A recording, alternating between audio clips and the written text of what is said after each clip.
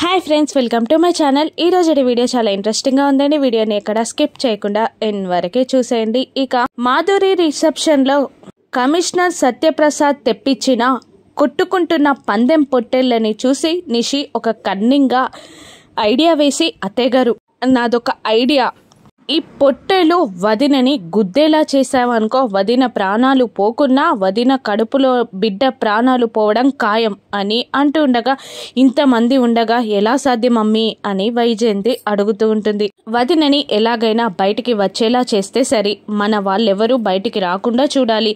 నేను పొట్టేలిని ఇప్పేస్తాను, అప్పుడు మనం అనుకున్నది సాధిస్తాం అని నిషి అంటూ ఉండగా, ఇక వదినని బయటికి తీసుకొచ్చే బాధ్యత నాది అని కాచి అంటూ ఉండగా, మన వాళ్ళెవరూ బయటికి రాకుండా చూసే బాధ్యత నాది అని కాచి అంటూ ఉంటుంది. ఇక కౌశిక్కి వస్తే నేను సిగ్నల్ ఇస్తాను అని వైజయంతి అంటూ ఉండగా, వాళ్ళు నలుగురు కలిసి ప్లాన్ ని అమలు చేయడానికి సిద్ధపడతారు. ఇక జగదాత్రి కేదార్లని ఎక్కువ అవమానించలేకపోయానని వైజయంతికి సారీ చెప్తాడు కమిషనర్. ఇక మరోవైపు అప్పుడే వస్తున్న దివ్యాంకాని సురేష్ ని చూసి నిషి ఇలా అంటుంటుంది, మనం ఎక్కువగా బాధ పెట్టాల్సిన అవసరం లేకుండా వదిన బాధపడేలా అన్నయ్య ఆ దివ్యాంకని తీసుకొని వస్తున్నాడు చూడండి అని నిషి వైజయంతికి చూపిస్తూ ఉంటుంది. ఇక గుమ్మంలోకి అప్పుడే ఎంటర్ అవుతున్న దివ్యాంక సురేష్లని చూసి ఫీల్ అవుతూ ఉంటుంది కౌశికి.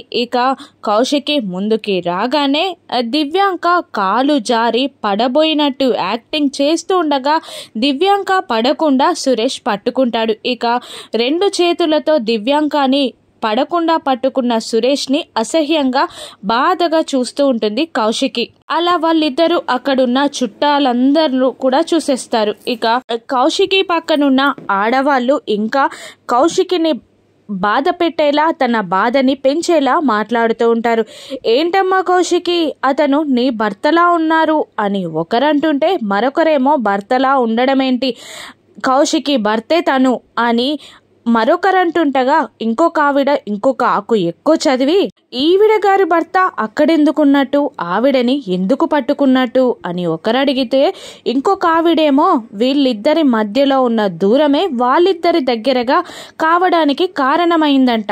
కౌశికి వాళ్ళ అత్తగారి పైన కేసు పెట్టి జైల్లో పెట్టించిందట కదా, అందుకనే తన భర్త ఈవిడ గారికి శిక్ష వేసి దివ్యాంక దారికి వెళ్ళిపోయారట అని ఒక ఆవిడ ఎగతాళిగా మాట్లాడుతూ ఉంటుంది. ఇక అలా ఎలా అమ్మా కౌశికి, భర్తని కాచుకొని ఉండాలి కదా, అలా వేరే ఆడవాళ్ళకి వదిలేస్తే ఎలా అని ఇంకా కించపరిచేలా మాట్లాడుతూ ఉండగా, జగదాత్రి ఎవరింట్లో ప్రాబ్లమ్స్ లేవండి, మీ ఇంట్లో ప్రాబ్లమ్స్ లేవా, మా పర్సనల్ ప్రాబ్లమ్స్ లో మీరెందుకు జోక్యం చేసుకుంటున్నారు అని జగదాత్రి ఆ ఆడవాళ్ళని అంటూ ఉండగా, ఏంటమ్మా కౌశికి మా రిలేటివ్ అని చెప్తున్నాం అంతే, దానికే మా పైన ఫైర్ అవ్వాలా?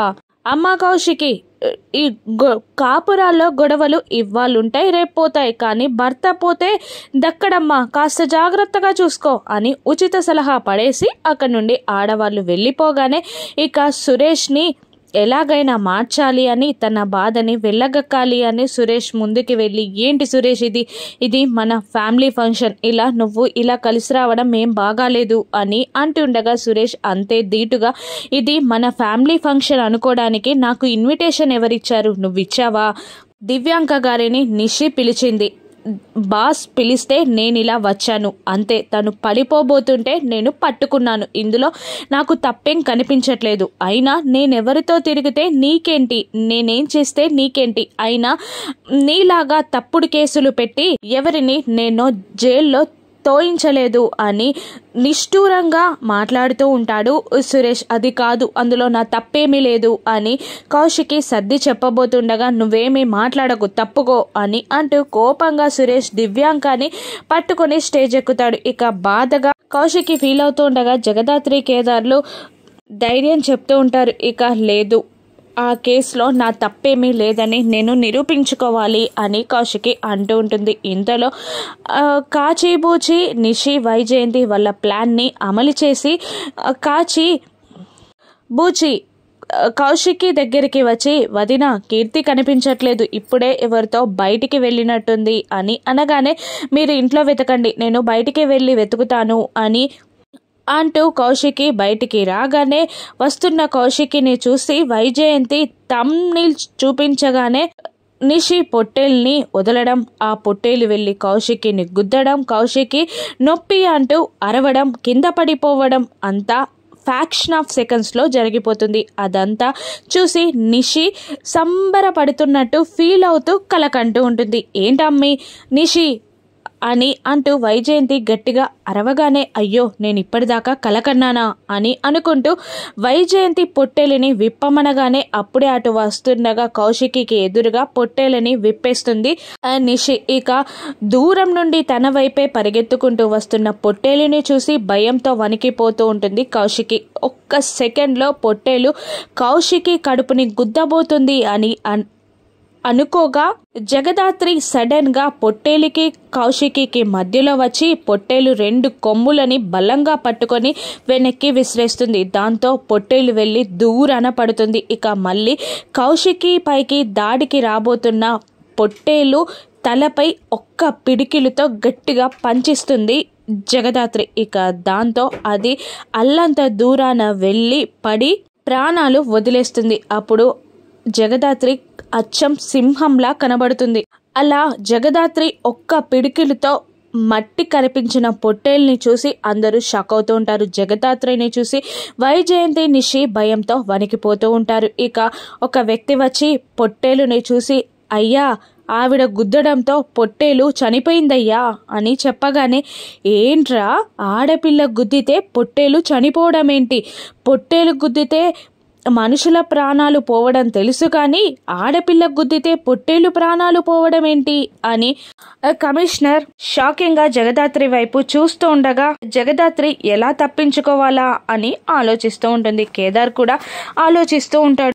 వైజయంతి నిషి అయితే నువ్వు గుద్దితే పొట్టేలు చనిపోవడం ఏంటమ్మి అని అంటూ ఉండగా సుధాకర్ కూడా షాక్ అయి చూస్తూ ఉండిపోతాడు. ఇక యువరాజ్కైతే అనుమానం మొదలవుతుంది. అందరూ జగదాత్రిని ప్రశ్నిస్తూ ఉండగా కేదార్ అందరి అటెన్షన్ ని పక్కకి తప్పించడానికి అయినా పొట్టేలు ఎలా వదిలించుకుంది అని అనుకుంటూ ఉండగా కమిషనర్ సత్యప్రసాద్ ఇలా ఆలోచిస్తూ ఉంటాడు. ఈవిడ స్పెషల్ ఏంటి అని అనుకుంటూ ఉండగా ఎలాగైనా చంపాకే కదా వడ్డన చేసేది వడ్డించేది, చనిపోతే ప్రాబ్లం ఏంటి అని అంటూ ఉండగా కమిషనర్ సత్యప్రసాద్ ఆ పొట్టేలుని వెళ్ళమని ఒక మనిషికి చెప్పడంతో అయ్యా ఇంత బలంగా కట్టేసిన పొట్టేలు ఎలా విడిపించుకుందంటారు అని అనగానే కేదార్ దగ్గరికి వెళ్ళి ఆ తాడుని చూసి అక్క ఇదెవరో కావాలని వదిలేసినట్టుంది అని అనగానే వైజయంతి నిషి ఇద్దరు ఎవరు కావాలని వదిలేస్తారు, అసలే మదమెక్కిన పొట్టేలు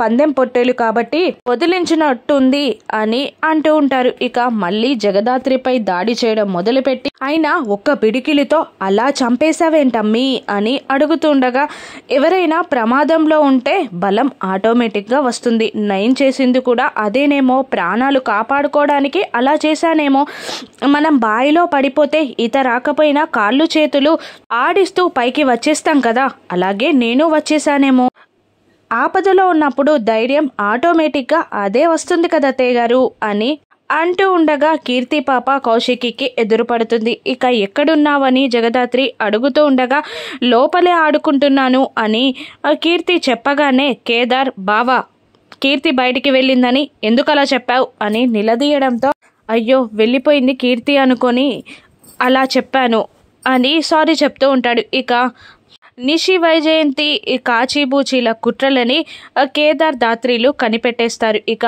అందరూ లోపలికి వెళ్ళిపోగానే మనం జాగ్రత్తగా ఉండాలి, ఇది కావాలని ప్లాన్ చేసిన అటాక్ ఉన్నట్టుంది అని జగదాత్రి అంటూ ఉంటుంది. అవును అని కేదార్ కూడా అంటూ ఉంటాడు. ఇక మరొక ప్లాన్ వేయాలి అని వైజయంతి అంటూ ఉండగా పైనుండి యువరాజ్ వాళ్ళ ప్రాణాలు పోయే ప్లాన్నే చేస్తాను అని అనుకుంటూ ఉంటాడు. ఇక బాధగా కీర్తి కౌశికి దగ్గర కూర్చొని ఉండగా అప్పుడే అక్కడికి వచ్చిన జగదాత్రి కేదార్లతో కౌశికి ఇలా అంటుంటుంది, నా పైన కోపం ఉంటే నా పైన చూపించాలి కానీ కీర్తి పాపతో కూడా సురేష్ మాట్లాడట్లేదు అని బాధగా చెప్పుకుంటూ ఉంటుంది. ఇక యువరాజ్